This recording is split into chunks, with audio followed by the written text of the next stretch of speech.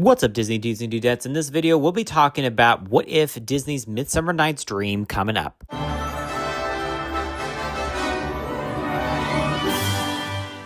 So throughout Disney history, there's been a ton of adaptations based off of books or legends or even that of famous plays. Think about it. For instance, Peter Pan, that was based off of a book and also that of a play. But there happens to be one classic literature that happens to have not have been adapted into a Disney story since then. And I'm actually surprised that Disney hasn't even done this. And that is The Midsummer Night's Dream by that of Shakespeare. It literally has everything going for a Disney movie. It's got the fairies, it's got a complex plot, and everything you would think that a Disney movie would have. So why hasn't Disney made this into an animated film? Well, Disney actually did have a parody of The Midsummer Night's Dream in Disney's House and Mouse. But since then, Disney has not made anything with the Shakespeare play since then. So I thought, what would a Midsummer Night's Dream movie look like in the style of Disney? Perhaps maybe in the 1990s style, like Hercules.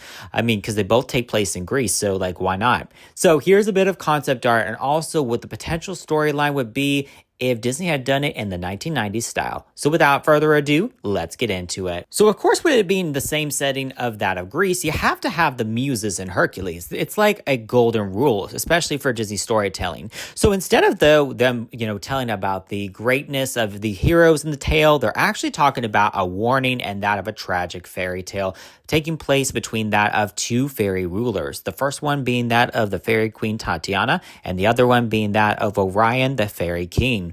And it actually says that the both of them were actually lovers and rulers of the fairy kingdom. But then, of course, Orion then started to become that of very powerful and greedy. And so therefore, Tatiana could see a growing darkness in him and therefore ended up breaking things off. And this sets in motion the rivalry between the two kingdoms. And so because of this, Orion wanted his revenge. Because of this, he actually wanted to devise a plan to get rid of Tatiana's powers altogether and therefore be the only ruler. He then discovers that there's an ancient law stating that when a fairy falls in love with a human, their power then dims like stars at dawn. So therefore, he tries to figure out a plan to be able to make this work. And so years and years in the making, there we also see in present day, we then get introduced to the four main characters of the film: Hermia, Helena, Demetrius, and Lysander. Hermia is in an arranged marriage and has to marry that of Demetrius, but she actually is in love with none other than Lysander. Of course, then there's Helena, who actually is in love with Demetrius. And then Demetrius, he's at first not really into her, but then all of a sudden he starts to like her, but doesn't know if she really likes him. And so it just gets really complicated. Then, of course, then Lysander and Hermia run into the forest, kind of like how in Princess Bride, when she tries to get away from, the prince and everything. And so this actually sets the stage for what's about to happen. So in the fairy kingdom, a more dangerous plot unfolds when the fairy king watches his former lover Tatiana grow more powerful while ruling her half of the enchanted forest. Since their bitter separation when she discovered his growing darkness and thirst for power, their conflicts have shaken the forest, causing storms that threatens both the human world as that of the fairy kingdom. So then he festers a cruel plan and uses that of Puck. Puck is actually kind of like a cross between that of Peter Pan and that of a fairy. So imagine Puck is just a little mischievous, wanting to help out and is at the mercy of the fairy king. So the fairy king actually has a plan to use Puck as a way to be able to get rid of Tatiana by using Cupid's bow.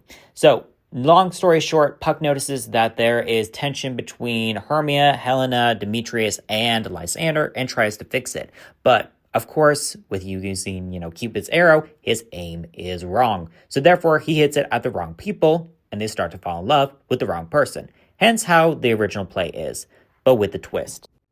And then Puck shoots the arrow at that of Tatiana and then Nick, who then they fall in love with each other, and Nick is actually a human. So then this starts the decline of Tatiana's powers and therefore the fairy king becoming more powerful.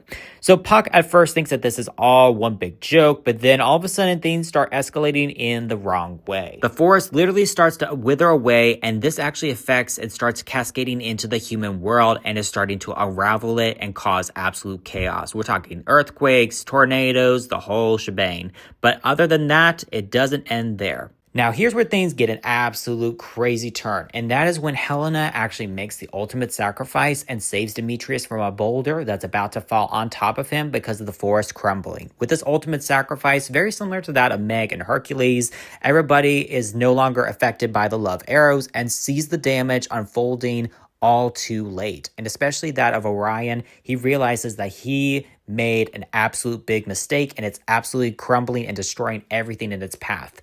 And so too late, they're realizing that the real world is being affected by that of the fairy kingdom. And so it's chaos everywhere. Unfortunately, there is one person that can absolutely fix everything, and that is Puck.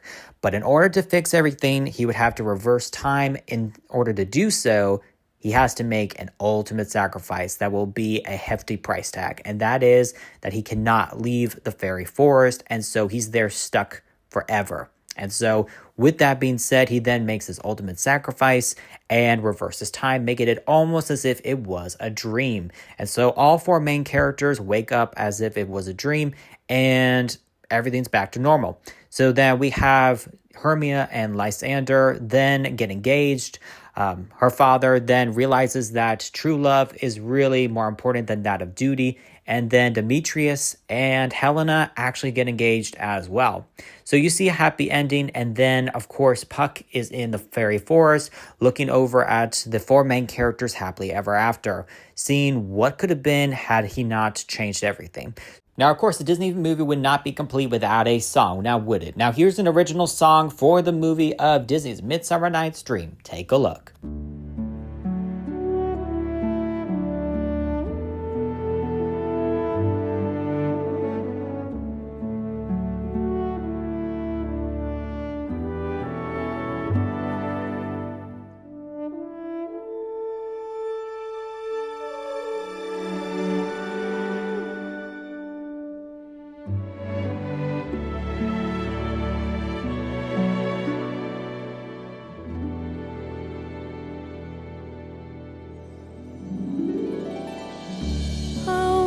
From shadows out of sight,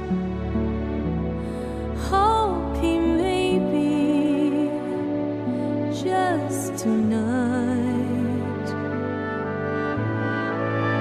he'll see me standing here alone, but I'm still left on my own.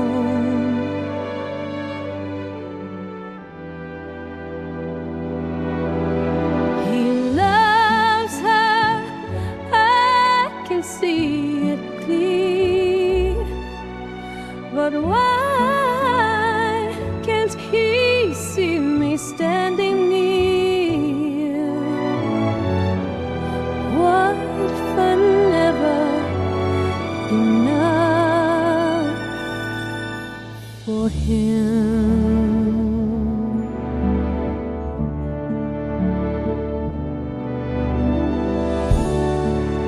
What if it's not enough? What if love's too tough? When I give my heart, but he won't see. Is there any hope for me? Loving him feels like a crime, but wishing's all I do with time. I can't make his heart feel the same. The same. His love. What if it's not enough? What if I give too much? When dreams are only make-believe, maybe it's time I leave. Love should never feel like pain, or leave me standing in the rain. And maybe if I walk away, I'll find a brighter day.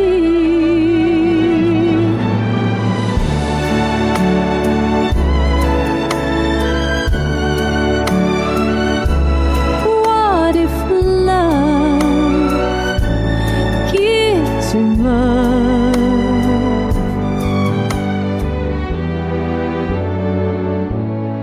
for